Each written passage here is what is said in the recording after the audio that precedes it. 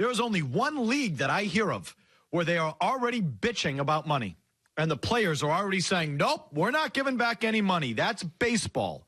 That's the only sport I'm hearing this in right now. And most of it's falling on the players.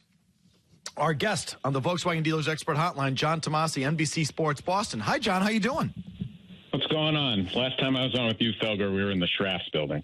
Oh, my God. That is the drive with Mike Felger on 890 ESPN. Those were some days, Mike, buddy. we found another listener. There was three. You, Jimmy, and Dale were our three listeners. That's a long time ago. So listen, but let's not get sidetracked, Tomase. You think that the heat that the players are getting right now is unfair?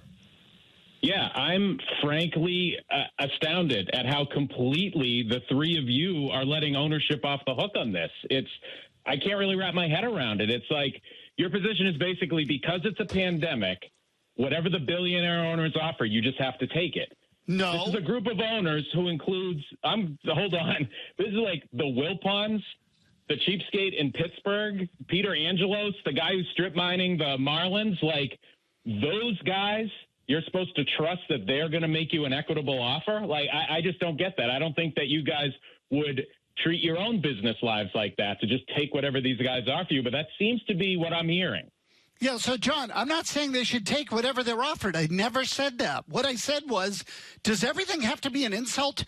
In the midst of a pandemic, do they have to treat this negotiation just like they treat every other one, that somebody's asking them to cut off their left arm? It just feels to me that any time the Players Association or the Players Union is asked to make a sacrifice, they treat it like they're the only ones in the world that have to make a sacrifice. See, I don't see it that way. Listen, like, they've already given back half their salary, first of all, because the proration, whatever, if there's 80 games, there's half their salaries gone, which I think we can all agree is reasonable. I don't need to hear from Scott Boras. I'm not going to fight you guys on that whatsoever. If I'm Tony Clark, though, and the owners are leaking details of their negotiation, of their offer, an offer that I don't think was made in good faith, I think it's incumbent on you to say something, and I don't fault him for saying it one bit. Oh, I do. And Tomase, there are some odious Major League Baseball owners. Absolutely. I agree with you 1,000%. The Players Union is so bad, it has me rooting for them. That's how bad, and that's how obstructionist and in the way of the progress of your sport, I think that Players Union has been. Only they could get me to root for someone like Peter Angelos or someone like you just mentioned. Only them. And for Tony... Yeah, no. I mean, and again, I said this yesterday several times. They're allowed to negotiate, and they're allowed to not, push back and not just take the first thing the owners put in front of them. But for Tony Clark to say a system that restricts players' pay based on revenues is a salary cap, period. They've been asking us to do that for years. They've failed in the past, and it's not going to happen now. They're not, John, they're not asking the players to rewrite the CBA. They're asking them to get through 80 games in a totally unique situation. But Clark immediately goes to the mattresses as if this is some sort of regular CBA negotiation. That to me is a horrible look. See, I think that's a naive viewpoint, though, because the CBA is up. It's up after the 2021 season, and anything you give the owners now can be used against you then. So if I'm a player, that's why I feel like the owner's offer was not made in good faith, because I do actually think they are trying to backdoor a salary cap onto baseball. And if the players accept it for even half of 1 year, then the owners are very much within their rights, because let's face it, this pandemic is still going to be with us after the 2021 season. I don't think that's a stretch of the imagination. So if you play 2 years like that, what's to stop owners from saying any deal that we make moving forward is contingent upon the salary cap? That's why I think our it's point, John, to use your word, that the owners started there because that's where they're trying to end up. Okay, John. So they're treating it like a CBA negotiation. There's a pandemic going on. That's exactly our point.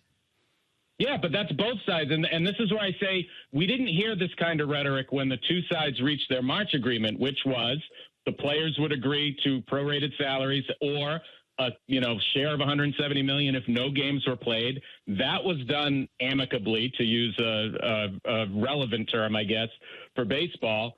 And only when the owners started leaking out the details of this proposal, which they knew would be a non-starter with the players, did the potential for World War III start. That's why I put this on the owners more than the players. And you guys don't give enough credit. Like I heard Murray yesterday saying, these guys are young, they're healthy, there's no risk. You listen to Sean Doolittle talk about risk. You listen to Andrew Miller talk about it. Even Alex Verdugo, who's nobody's idea of a deep thinker, he's worried about it. Colin McHugh has been worried about it.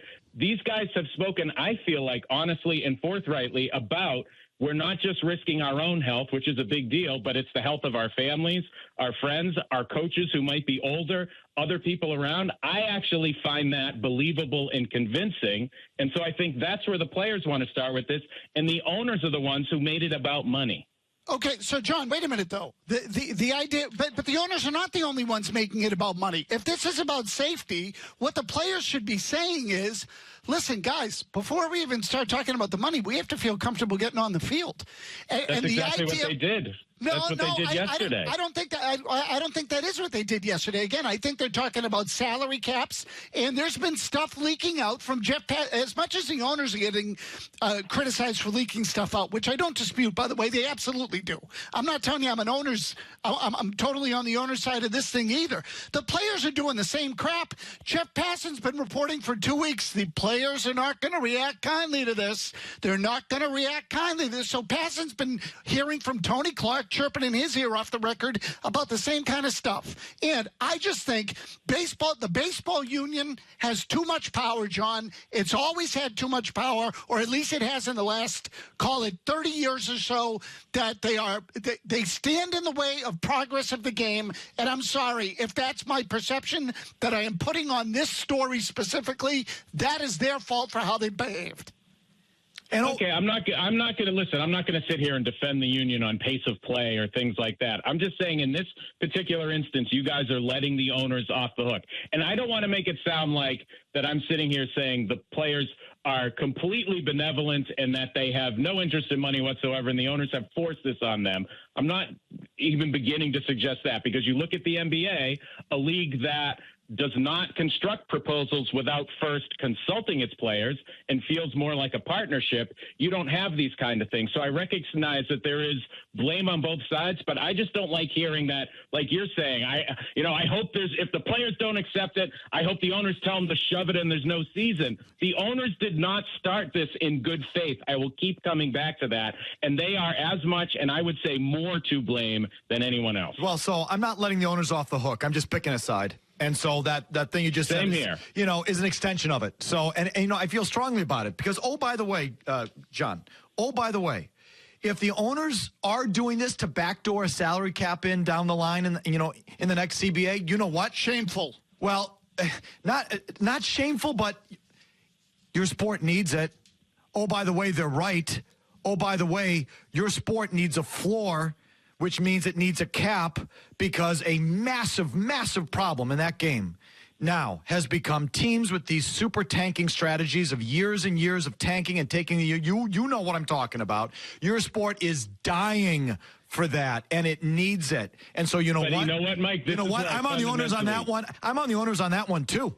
This is where I will fundamentally disagree with you. They don't need it. You look at a team like Pittsburgh. You look at most of these owners bought their teams for under $200 million, and all of them are worth $1 billion or more right now. They choose not to put money back into their teams, and that's on them. And so you can say salary cap, but all that does is restrict the salaries at the top. It does not force people at the bottom to pay more. You're saying to put in a floor. You get a floor, you get a cap. That's the way it works. It's not going to force the Pittsburgh Pirates to spend the same amount of money. It's willful on the part of these owners not to do it. No, see, look, I think that the salary cap thing is a separate issue. I think the sport needs a cap, too. I felt that for a long, long time. But I don't think they should use the pandemic to shoehorn it in there. And by the way, I think that's disgraceful. I don't think they are. I think it's a completely unique situation, and this is what they came up with. And sorry, I mean, I just think it's a fair proposal. I think it's a fair proposal now. And if they are using it on the CBA, that's not good form, because we should be all about getting the sport back during a pandemic. So I'm with you. But, oh, by the way, if we really go down to it, I think they're in the right on that, too. But either way, John, what do you think is going to happen here? What do you think is going to happen? What do you think Major League Baseball is going to look like this year? I think it's going to be played. I think it's not going to be played under the ownership 50-50 split. I think the players will hold out on that. Maybe they'll defer money. Maybe it'll be some other way to give the owners some savings now, but the players still get paid down the road. But you guys have said it. We've all said it. Baseball has a problem, and you do not solve that problem by becoming the one team that is allowed to return and refusing to do so over money. That is not going to happen. And so they will find a way. And I think yesterday was probably a good first step where the two sides meet. And a lot of it is the discussion is safety from all the reports that we read coming out of that meeting. And so they're focusing on the right things. They did not go in guns blazing on day one like we all predicted, like this conversation would maybe suggest. So I think cooler heads are going to prevail here, and they're going to recognize baseball needs to come back. It'll probably be 80 games. It'll be regional. It'll be largely what the owners have put forth, just not the salary part. John, thanks for taking the time. We appreciate it. Anytime. It's a good conversation. See you, John. Enjoyed it. Good phone. He was spicy.